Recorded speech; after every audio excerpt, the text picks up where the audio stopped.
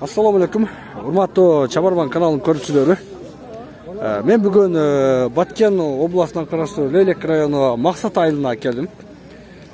Бул жерде өзүңүздөр билгенде 28 апрелден 30 апрелге чейин Тажикстан мамлекети менен Кыргызстан республикасынын ортосунда чыр болгон. Тактап айтканда куралдуу кагышуу болгон. Ошол куралдуу кагышуунун натыйжасында мына ушул Максат орто мектеби толук кандуу өрттөнүп кетиптир. Караңыздар. Бул жер жараксыз. 2 кабаттуу мектеп толук жараксыз абалга келген.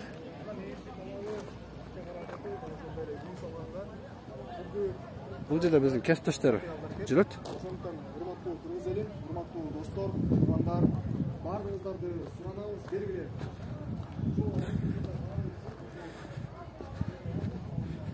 Бул жерде жашоочулар эскерте кетейин. Ок атышуу болгон учурда жашоочулар бул жерден эвакуация болгон, МЧС аркылуу эвакуация болуп, бул айылды толук бошоткондо бул жерде ок атышуу катуу орун алып, ушул бош калган үйлөрдү, турак жайларды жана ушул Максат орто мектебини толук кандуу өрттөп жиберишкен. Мынакей урматтуу көрүүчүлөр, Максат орто мектеби жараксыз абалга келген. Бул жерде Кыргызстандын 7 областынан келген кайрымдуулук иштери уланып жатат. Бул жерде жашоочуларга кайрымдуулук бүт баары берилип жатат.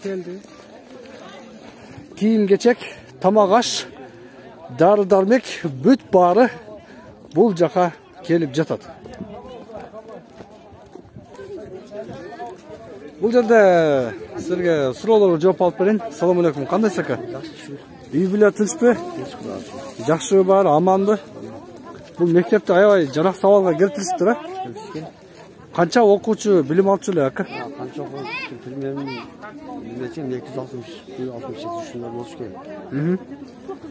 Азыр бул толук кандуу жараксыз абалга келди. Толук кандуу. Азыркы учурда окуу курсу токтоду, э? Окуучулар үчүн токтоду. Жардам бүт Кыргызстан 7 областан келип жатабы ака? Продукты, тамак-аш, кийим-кечек, дары-дармек бүт баары келип атышат, э? Жакшы. Кайсы 28 күнү бул каргашалуу окуя Баткенден башталган, менин билишимче. Көкташ айылынан башталган. Бул жерде качан болуп кетти атышуу? 29 күн болуп кетти. 29 күнү болуп кеттиби? Канча бир үйлөр дагы көп өрттөнүптүр, а? Өрттөн 92 үй, 97 болуш керек. 92-97 үй жараксыз абалга келип өрттөнүп кетишти. Так жараксыз абалда тоноп кеткендердин 5 максат, колдуу максат.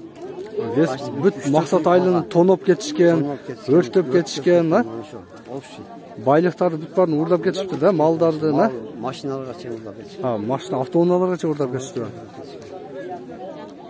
Рахмат. Сиздер чыныгы батырсыздар ака. Силерге ийгилик каалайм. Мындан ары өлкөбүздө тынчтык болсун. Мамлекет тарабынан Кудай буйрса бул мектеп дагы тез арада оңдолот, үйлөр дагы оңдолот. Сентябрга чейин бүтүрөбүз деп айтыптыр, а, ГКМБ жетекчиси. Жакшы. Кудай буйрса сентябрга чейин толук кандуу кадимки жашоо уланат. Рахмат ака. Рахмат. Уктуңуздар. Жалпы 92 мектеп күйгөн дейт.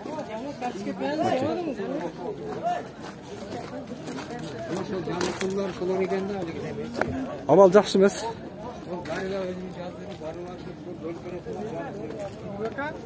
Биздин мекенди коргоочулар бул жерде жүрүшөт. Мекенди коргоп. Бул жакта кайрымдуулук жүрүп жатат. Бул кайсы немеден чыгат ака? Чабарман каналы, Тескавар каналынын Баткен областы боюнча филиалы. YouTube'дан ооба. Биз Воронеж областындагы кыргыздардын атынан. Россия өлкөсүбү? Россия. Эме, ошо кичине акчалай жардам келген, ошону таркатып коелу деп келгенбиз. Жакшы. Воронежский мекендештерден биздин Воронеждеги кыргыз бир туугандарыбыздан, 7 областынын немелери. 7 областын бириккен кыргыз мекендештерибизден. Воронеж Алла разы болсун баарыңыздарга. Алла разы болсун. Кимге тапшырасыздар азыр? Элге тапшырабыз. Үй күйгөндөргө. Мына карайлы. Бияка Сүйлөп койсоң. Айыл өкмөтү сиз бака? Ана биздин жигиттерибиз Воронеж областынан Россиядан атайы ушу максат айылында болгон жарандарыбыздын жабыр тарткандарга жардам бергенде атайын акча жыйып келиптир.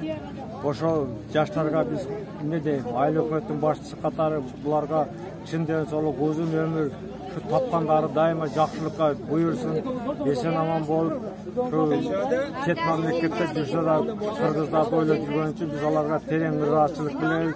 Şu элдин атынан салам жолдойбуз. Тынч болсундар, эсен болсундар. Дайыма ишиңерде ийгилик болуп жүре берсин. Айтканыңыз келсин ака. Максат айылынын башчысы, Кулунда айыл өкмөтүнүн башчысызбы? Ооба. Кулунда айыл өкмөтүнүн башчысы, ака. Салимбеков Ахматжан. Салимбеков Ахматжан. Ака, биздин Россия өлкөсүндөгү мекендештерибиздин атынан акчалай жардам Воронеж областынан. Эгембердиева Тазагүл. Эгембердиева Тазагүл. Ondan keyingisini okudun. Кодиева Санталат. Келиңиз сиз.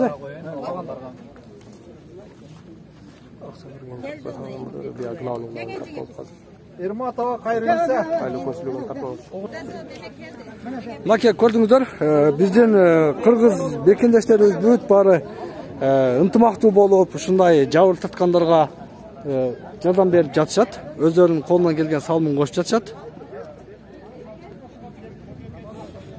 Кээ бирөөсү акчалай жардам болсо, кээ бирөөсү продукты, тамак аш, кийим кече, дары дармектен толук кандуу жардам берип жатышат. Мынакей урматтуу көрүүчүлөр, кече мына түнү мен оштон Баткен кырай жөнөгөндө мага атайын Жалал Абадтан, ошол Жалал Абадтын Атабеков айыл өкмөтүнө караштуу Бегабад айылындагы өзбек бил туугандарыбыз өздөрүнүн Баткендеги, ошо Лейлектеги кыйналган элге деп жардам акчасын берүүйдү, аманатыны. Ошол акчаны мен сиздерге ушул чек ара айылында жашаган мектептин номер 3 эксперименталдык гимназия мектебинин директоруга тапшырайын деп жатам. Бул киши айылда эң алдыңкы активисттерден.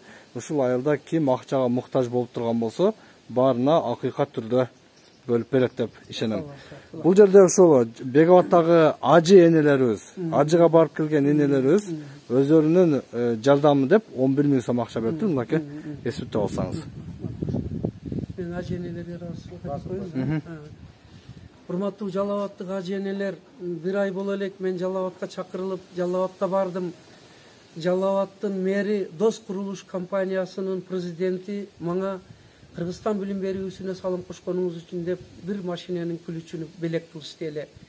Мына азыр мындай татаал акыбалда дагы ошо Бегабадтагы, Жалал Абадтын Бегабадтагы ажы мамалар, ажы энелер биздин чек арадагы элдин акыбалын билип жардам берип жүргөрүпсүңөр. Кудай кааласа муну биз айылдагы ошо окуучуларыбыздын арасынан колу коңшу ушул айылда жашаган турмуш шарты оош муктаждардын тизмесин алып туруп, ошолорго эл алдыда таркатып тапшырып коебуз Кудай кааласа. Сиздердин бул сооп ишиңиздерди Кудай ушу колдосун.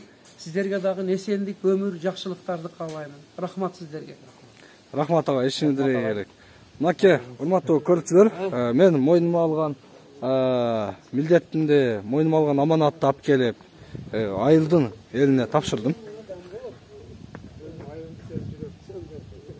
Сизди куттуу билим ордоңузга келип отурабыз. Эми тилекке каршы коңшу өлкө менен жакшы жаман нерселер болуп кетти. Бизге жеткен маалымат боюнча ошол күндөрү да мына ушул жерде элдин тынчтыгы, коопсуздугуна бата кылып ушул жерде отурган экенсиз. Ушул бир мунасага келүү комиссиясы иш алып барса ошого катышып салым кошуп калайын деп кетпей ушул жерде элдин баары качса да сиз отурган экенсиз. Мына эми Кудайга шүгүр акырын тынчтык калыбына түшүп баратат. Эми мындан ары биздин аракетибиз кандай болуш керек ага? Рахмат сиздерге. Алгач эми Кудай ушу тынчтыкты бергени чын болсун, ушу коңшуларга дагы инсап берсин, элибизди Кудай сактасын.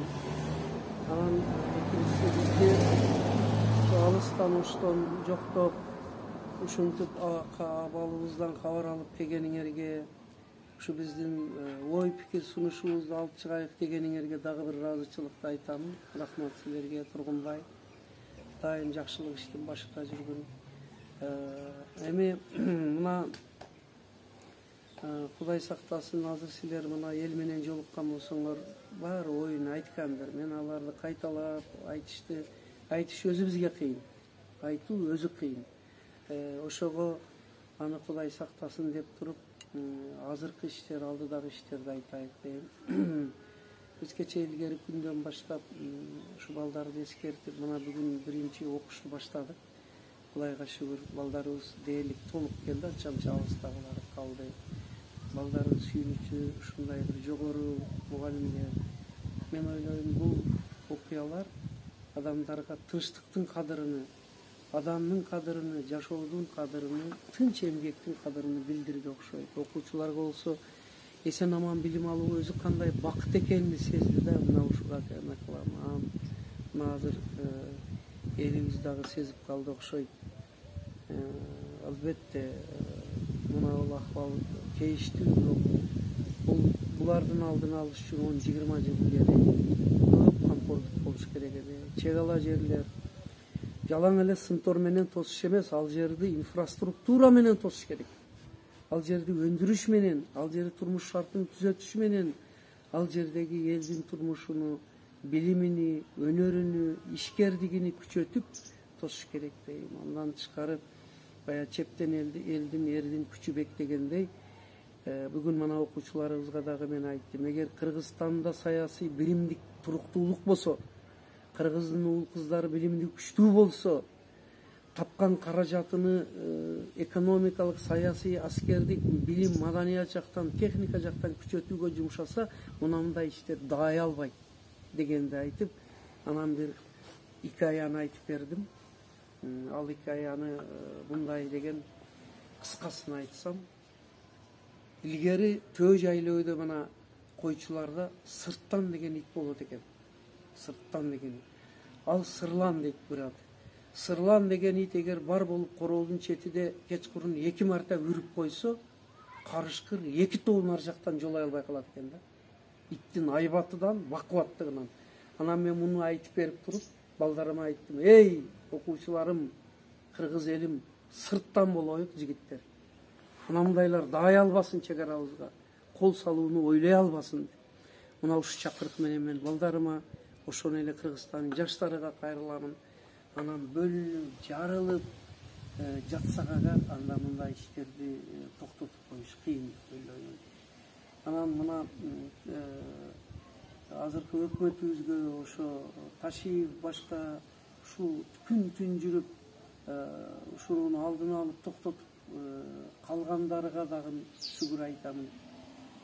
Чек арада өзү аз, каражаты аз, куралы аз болсо дагы турган аскер адамдарыбызга рахмат айтамын. Дарылаган дарыгерлерге рахмат айттык. 7 Дубандын эли жардамга тынбай, суудай дарыядай агызып жардам бергениге мына элдин биримдигини көрсөттү. Демек, биздин жөнөкөй элде түндүк түштүк бөлүнүү жарылуу жок экен. Ол баары бир башка бир тарапта экендиги көрүнүп калды. Андан биздин эл аргасыз чегинип тоо тарапка аял кыз келиндер чегингенде күтүп алган Маргүн Дархум, Сүлүктү Лейлек элиге, жалпы эле ушу эвакуация болгондорду күткөн бүтүн Баткендин бардык аймактарыга рахмат айтамын. 7 Дубандын айныкса Талас бүгүн мана ысык көлдөн келатат, Нарындан, Чүйдөн, Бишкектен, Оштон, анан бул жагы өзүбүздүн Жалал Абад Оштон, анан кийин бул жагы Ноокат, Кадамжай, Баткенден, Сүлүктү, Кызыл Киядан берген жардамдарга рахмат айтам. Эми акырындап барып элибиз ушул абалга жетиш керек. Мындай учурлардын бир күнү элдин коомдук аң сезиминин, патриотизминин ойгонушу, дос-душманды ажыратышы, анан консолидация болушуга 10 жылдык, мүмкүн 100 жылдык сабакты бир күндө берип коет. Бул мен тарых мугалими катары айтам да, бул бир күндө элдин көзүн ачып коет. Көрсө биздин байлыгыбыз, евроремонт, особняктарыбыз бирдекеге жарайбы жокпу деген ой. Андан көрө күчтүү экономикабыз, инфраструктурабыз, армиябыз, күчтүү уул кыздарыбыз жогору турат экенини, бейпилдик, тынчтык жогору турат экенин көрсөтүп койду. Ошол үчүн ушулардан биз эң башкысы сабак алалы. Баткен окуясы болгон 99-жылы Баткен областы түзүлдү. Бирок түзүлдү, сабакты унутуп койдук. Баткен таштангандай болуп калды. Андан бери дагы азыр 22 жыл өттү. Кана Баткендин ирилеши, бекемделиши. Мана бул окуялар өттү, Кудайга шүгүр, жардам берип атат. Сабак чыгара алабызбы? Мындан ары эсибизге келебизби, бекемдейбизби деген суроолор келет. Ошол үчүн мен ушулар менен айтып кайрылмакмын. Мен эч кимди күнөөлүү деп, бул мындай кылды, шого мындай болду, мына отту карабады, таштабады деп айтмакчы эмес. Сабак алыш керек. Тарыхтан сабак, бүгүнкү күндөн сабак алып туруп, чукул арада мен ойлоймун элибизде дагы, жетекчилигибизде дагы 180-360 градус өзгөрүү болуш керек. Орусча айтмакчы. Так нельзя дальше жить. Мындай жашаса болбойт. Биз бир аймагыбызды жакырчылыкка отургузуп алып, анан оор күндөрдө жардам бергенибиз майлы, рахмат аларга. Бирок андан көрө мындай аймактарды көтөрсөк, өзүнө өзү тике алса, мынандай коңшулар даай албай турган болсо деген ойду айтмакчымын. Рахмат силерге. Агай, ушундай учурда мен дагы бир кошумча суроо, мына тажик элинин мамилесине кандай баа бересиз? Тургунбай, рахмат. Биз сени чыган журналист, калыс адам, ак ниет инсан катары алыстан баалап угуп жүрөбүз. Бишкек Ош Жалал-Абадта иштеп келгениңде жакшы гана кабарларды, пикирди угабыз. Ошо мына сурооңа дагы ыраазы болдум. Азыр кээде тажиктер мындай, андай эмес. Тажик элиде күнөө жок, кыргыз элим. Алар деле биздей эле карапайым. Мугалимди, ханымды хан. Нанга жеткени бар, жетпегени бар. Бул башка. Ушуну так айырмалай билиш керек. Мен бая улам тажиктер деп жамандай бергендерге айткым келет. Тажиктердин арасында кээ бир ушундай бир бузук ойдогулар болушу мүмкүн. Негизи карапайым жөнөкөй элде күнөө жок деп ойлоймун. Бул күндөр өтүп кетет. Биз азыр кийинки достукту, бир туугандыкты чыңдаштуу ойлошубуз керек. Бир 10 жыл, 100 жылды алдыга карап, мүмкүн кимдир бирөө ички сырткы күчтөр бөлүштүр да бийлей бер деп, разделяй властуй деп бизди бири-бирибизге салып коюп өзүнүн геосаясатын жүргүзүп, кимдир бирөөлөргө марионетке болуп калбайык деген ойдомун. Мен ушунан сак бололу дейм. Эл аралык уюмдарга рахмат айтам. Бизге кыйын күндөрдө далда болуп, дем болгон мына региондогу күчтүү мамлекеттерибиздин, аны билип турасыңар кимдерди айтып атам.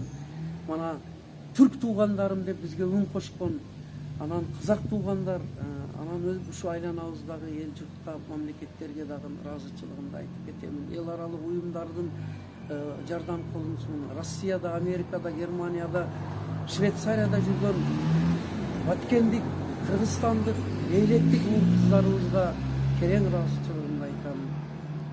Силердин тынчсызданып кабатыр болгонуңарды көрүп туруп биз толкундап кеттик. Ооба, мен ошол күндөрү колумдан эч иш келбесе деле, жок дегенде ушу гимназиябызга барып отурайын, жок дегенде дуам менен, сөзүм менен, үнүм менен, анан агай ушул жерде экен деп, жаштарыбыз, элибиз дем алсын деп эле ушул жерде болду. Мен колумдан эчте келбеши деле мүмкүн. Ошого элибиз ушундай күндөрү бири-бирибизге дем бололу, бири-бирибизге кубат бололу дагы жакшы, туура, коркунучу сабак чакырам. Агай, Allah razı olsun. Oza çarga da sanalı minöttör, sekundlar kalıp atat. Kadir tünge 5 gün kalıp atat. Şu bir jakşı dua menen mayıklı sizin duanız menen. O millayın kulay alamga tınç amançılık versin. Askerge ömür versin. Paşa prezident, asker başçı, eldin takdiri solordan köz karandı bolgan adamlarga iman, insaf, rahim versin. Amin. Alar dagın bugün kızmatta ertege el aldıda joopker ekenini sezişsin. Şu komşu Tacik elibizge dagın iman, insaf versin. Soğuş otun kozgogon adamlarga insaf verip kolu tartılsın. Jaradar bolgondorgo Kuday şifa versin, orularga şifa versin, sapardagılardı saktasın. Bizdi joktop estегендерди Kuday estesin. Şu Kırgızstanımızda dagın dünya yüzü menen birgelikte tınçlık, amançılık ornup önügüge jol alaydılar. Şu tutkan orazolorubuz jakşılıkka buyursun. Elibizde iman, insaf, жаратмандык пайда болсун. Элибиздин эмгекке, ишке, иманга, билимге иштаасы ачылсын. Ынтымагы көтөрүлүп, бир бардарчылык, ынтымак, мээр, акыбет жер жүзүнü каптап, тынчтык, аманчылык заманы башталсын. Амин. Рахмат балдарым. Ушул интернационал айылынын тургунумун. Leylek району Баткен областы. Бул жер жылдом деп аталат да, мындай корпус үйлөр курулганда, ушул границага курулганда, могу биздин дөң, тиги максаттын дөңү Ылдый Сай Тажикстанга карайт да. Ошол Ылдыйда тажиктердин заставасы бар, байрагы менен. Эң бизде мындай кыйын болгон район ушул болду да. Үстү жакты азыр көрүп келдик. Тажиктердин солдаттары кирип ошол ээлеп позиция кылып эме кылган. Ошол 29 обедтен кийин 5терге жакын үйдө болчубуз да, биз ооз ачарга даярданалы деп, тамак жасайбыз деп сыртка отун даярдап турдук эле, анан үн чыгып калды бул жактан. Атылган мындай ушул хлопушкаларга окшош. Мурда деле чыгып турат, анан ага көнүп калганбыз.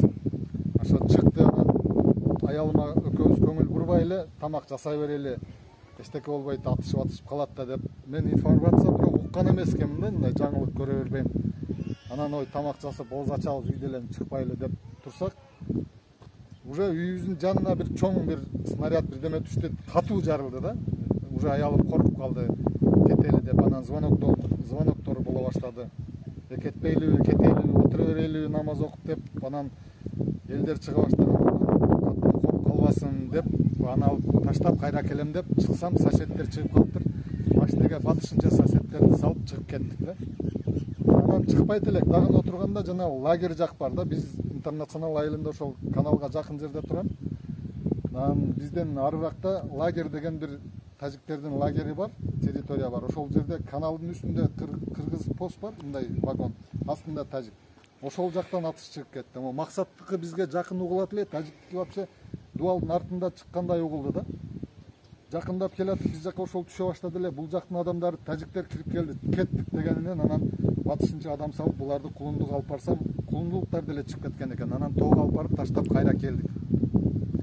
Ушул жакта жүрдүк, жака келип аттык, ар кандай сулуктар келип атты. Тажиктер авиа атака кылат экен, вертолеттору келди, самолет, бешпилотниктери келди деп.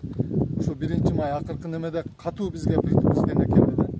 Чыгып кеткиле. Биринчи биз эркектер, жигиттер калдык эле көп, аялдарды чыгарып берип. До конца турабыз, ушул эшерде өскөн жерибизди бербейбиз, курабыз болбосо военныйлар караса карабаса, ушу граница жака келип кетип аттык, билдирбей акырын койгула десе деле болбойт. Акыркысында бүт баары чыгып кетти, көбү кетти, анан балдар калдык. Кийин Ташиев кирет деди, Ташиев кирип сүйлөшүп чыкты. Болду, келе бергиле деди. Бирок биз бир түн семьяны алып келбей, өзүбүз эле үйлөргө барып жаттык да карап. Эртеси күнү тынчыды дегенден кийин анан үйдөгүлөрдү алып келдик. Анан биякта жүргөндө Бишкектен үйдөгүлөр атам чалып атты. Чыгып кет, ыйлап чалып атты, айтып чалып атты. Исфанага бар, аялың алдыга бар. Жок, кетпейм, коргоп калам, ата апа, таштасак болбойт, өзүбүздүн жерибиз, тажиктерге алдырып койгонду элестете албайм деп. Анан бар, Исфанага бар, аялыңа бир жолугуп кел анда дейт да. Ата-энемдин оюнча мен аялыма жолуксам алар ыйлап эптеп мени алып калат деген ойдо. Бүт бар эле баласын жакшы көрөт. Ата-энеме рахмат айтам, ыраазымын. Бирок биз калышыбыз керек болуп, ушул жерде балдар менен калып, акырына чейин туруп, куралыбыз жок болсо деле, мындай санды көбөйтүп тажиктерге көрүнүп турдук да, что эл качпаганы тажиктерге көрсөткүбүз келди. Ошол кыргыз элине рахмат, ушул биримдүү экенбиз, бул согуш биздин түндүк түштүккө, башкага, улутка бөлүнбөй ынтымакта болгонубузду көрсөттү. Аллага чексиз шүгүр, биз жакшы эле бүттү, жаман болбоду, жерибизди алдырбадык. Ошол жоготуулар болду, кичине көңүл айтабыз, баарына сабыр кылабыз. Жакшы күндөр алдыда буюрса. Уктуңуздар, мынакей урматтуу Чабарман каналынын көрүүчүлөрү. Тетиги сиздер көрүп турган жак бул тарап болсо Тажикстан. Бул жер шахмат түрүндө Тажикстан, Кыргызстан болуп бөлүнүп калган. Менин оюмча такталбай жаткан жер ушул жер болсо керек. Бул жакта болсо караңыздар, көптөгөн үйлөрдү өрттөп кетишкен. ар кандай жазууларды дагы калтырып кетишиптир.